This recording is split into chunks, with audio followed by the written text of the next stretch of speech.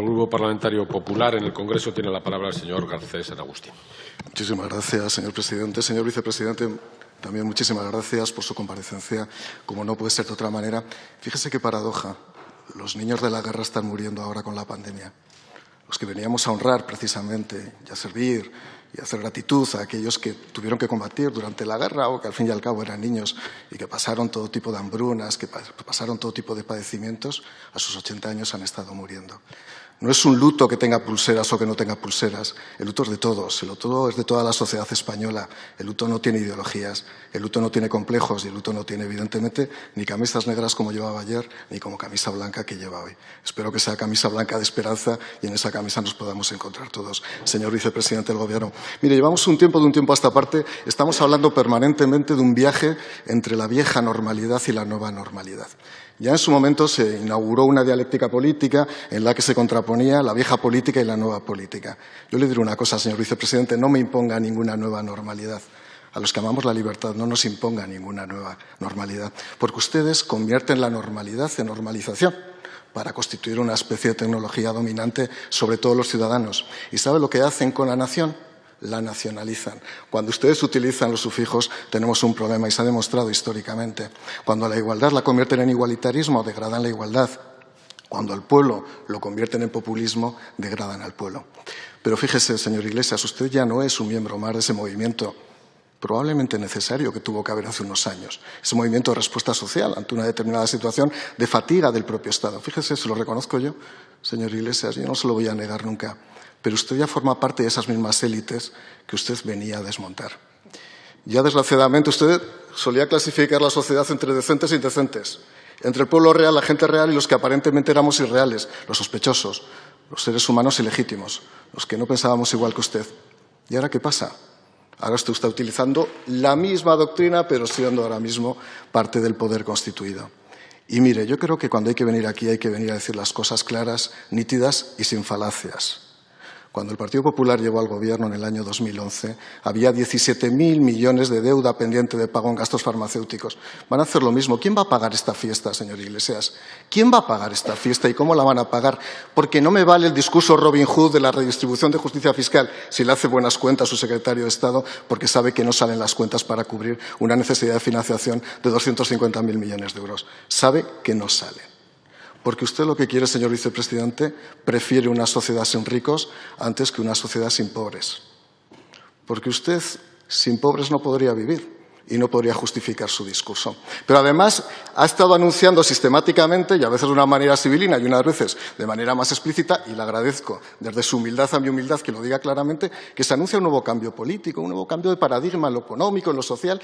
Yo me he dado cuenta que ya hemos alcanzado algunos consensos, porque usted ha presumido que hemos alcanzado algunos consensos. Algo así como ya no hay plan B, una afirmación característica del presidente del Gobierno. ¿No hay plan B? Esto es un contrato de adhesión. El Estado soy yo. O podemos opinar los demás y podemos construir consensos.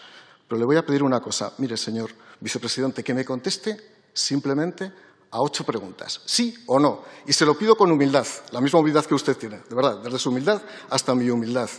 Por los trabajadores de la Nissan, por los trabajadores de Alcoa, por ese 60% de la población en edad de trabajar que ahora mismo está dependiendo del presupuesto público. En primer lugar, como tiene que ser medidas a largo plazo, ¿tiene previsto usted hacer una modificación de la Constitución española?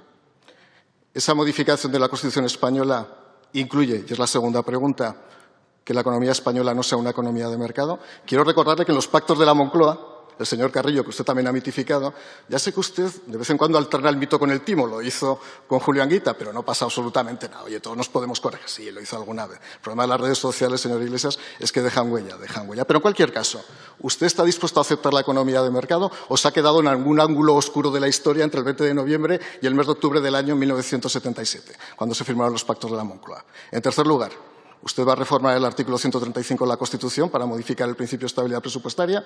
Cuarta pregunta, en relación con los pactos con Bildu. A propósito, este grupo no va a aceptar que se haga apología ni constatación de determinadas formaciones que hayan podido tener, evidentemente, identidades terroristas. Y lo dejo ahí, por la expresión que se ha utilizado antes por la representante de Bildu. Cuarta pregunta, ¿van a reformar, o mejor dicho, van a derogar íntegramente la reforma laboral del Partido Popular? Quinta pregunta, ¿Ustedes van a permitir que haya una asimetría financiera y presupuestaria entre las comunidades autónomas o, lo que es lo mismo, que el Gobierno vasco pueda gastar más y que tenga que ser compensado ese mayor gasto público con el esfuerzo del resto de ciudadanos del territorio común, del resto de comunidades autónomas? Era la quinta pregunta. Sexta pregunta. Unión Europea. ¿Considera adecuado que Carles Puigdemont hubiera venido aquí a comparecer en el grupo de trabajo de la Comisión Europea, el que yo precisamente soy portavoz y aquí está el coordinador del área? Séptima pregunta.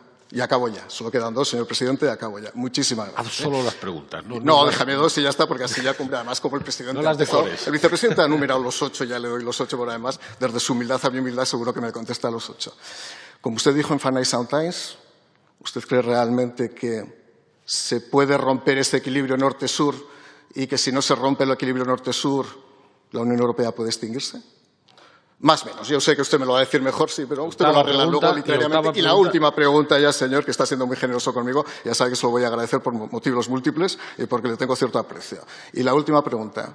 Desde el punto de vista de la solidaridad europea, ¿usted cree que España tiene que ser corresponsable en la toma de decisiones o vamos a considerar a Europa una especie de gran hacedor donde nos van a dar todos los fondos necesarios sin necesidad de que haya ninguna aportación? Muchas gracias por su intervención. Perdóneme, acabo. Has hecho las 8. No, acabo con una reflexión porque lo estoy viendo aquí, le estoy viendo al señor Simancas que va a hablar ahora, estoy viendo a la señora Carcedo y no está el señor Sánchez. Que nadie se le olvida al Partido Socialista que hay un agujero negro en la historia de España, que es el año 2008 hasta el 2011. Y estos señores votaron la reforma a la Constitución española. Señor Garcés, dice usted que me ha hecho 8 preguntas, yo he apuntado 9. Le contestaré a las 9. La modificación de la Constitución. Usted sabe las mayorías parlamentarias que hacen falta para modificar la Constitución.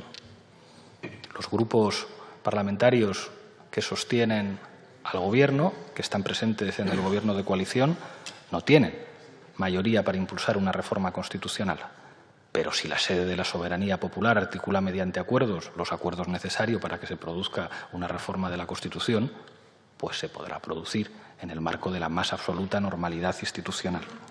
Ya le digo que a mí la Constitución me parece un mínimo común denominador bastante útil, tal y como está, para afrontar la reconstrucción, con sus defectos y con sus límites. Pero creo que en un momento como este, los artículos sociales de la Constitución permiten avanzar mucho, incluso con sus límites. Claro que a mí me gustaría que la Constitución cambiara en algunas cosas, seguramente a usted también, pero eso dependerá de los consensos parlamentarios y de los acuerdos necesarios. Si tengo yo algún problema con la economía de mercado, si es que fíjese lo paradójico que defender medidas neokeynesianas es básicamente proteger las condiciones de posibilidad de la economía de mercado. Podría usted alegrarse, si quisiera, de su victoria ideológica, porque en realidad lo que nosotros estamos haciendo al plantear políticas que sean capaces de sostener la demanda agregada es facilitar condiciones de posibilidad mínimas para que la economía de mercado no colapse.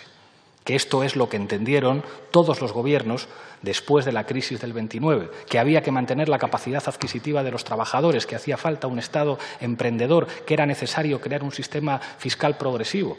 Que ustedes llamen comunismo a un sistema fiscal progresivo, que ustedes llamen comunismo a proteger los derechos de los trabajadores, que ustedes califiquen con etiquetas ideológicas que pretenden criminalizar lo que no es más que construir la base de sostenibilidad de los sistemas del bienestar en el marco de la economía de mercado, revela hasta qué punto muchas veces ustedes, a fuerza de repetir las cosas que dice la ultraderecha mediática, se colocan en un planeta extraño, señoría.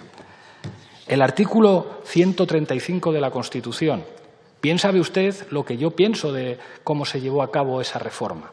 Y bien sabe usted lo que yo pienso de las consecuencias que eso tuvo.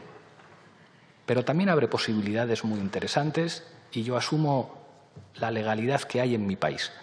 Lo que me gusta más y lo que me gusta menos. Espero que ustedes también, que asuman la legalidad de este país en lo que les guste y en lo que no les guste. Pactos con Bildu. Le pediría que fuera prudente, porque ustedes son un partido político fundado por varios ministros de una dictadura, que como tales cometieron crímenes innobles. Y, sin embargo, decidieron recorrer un camino distinto, con impunidad absoluta, porque en este país, si alguien ha tenido impunidad, han sido, que siempre que contesto, claro que sí, han sido los franquistas. Así que le pido que sea usted prudente y que no hagan el viaje inverso.